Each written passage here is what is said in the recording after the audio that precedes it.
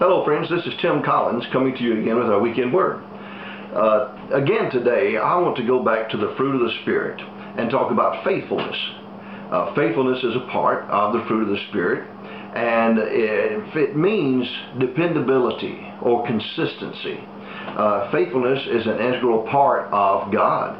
Revelation 19:11, the Revelator, John the Revelator, says, "I saw heaven standing open, and there before me was a white whose rider is called Faithful and True." Part of the name of God is faithfulness. Aren't you glad God is dependable? God is consistent. He doesn't waver around, and you can count on Him. When He gives you His word, He's going to keep His word.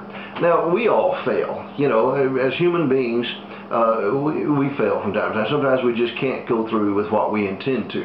On the other hand, some people are simply not dependable, not consistent. This has been my month for running into those people, I think.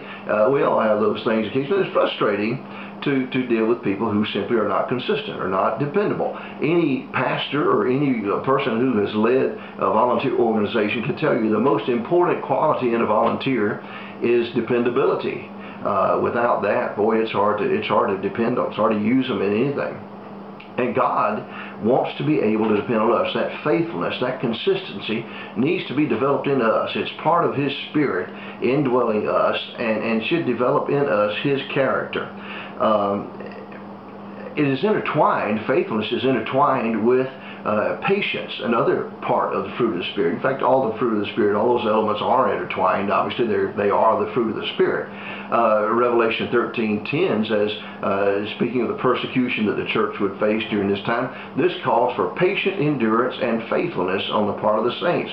Part of patience is just being consistent, being dependable, hanging in there until God comes through and pulls you through whatever you're going through. The good part is, even though we are undependable, sometimes we are inconsistent, and some of us more so than others. But even in our undependability, in our inconsistency, God is still faithful. I love that verse in 2 Timothy 2:13 says, "If we are faithless, He will remain faithful, for He cannot disown Himself."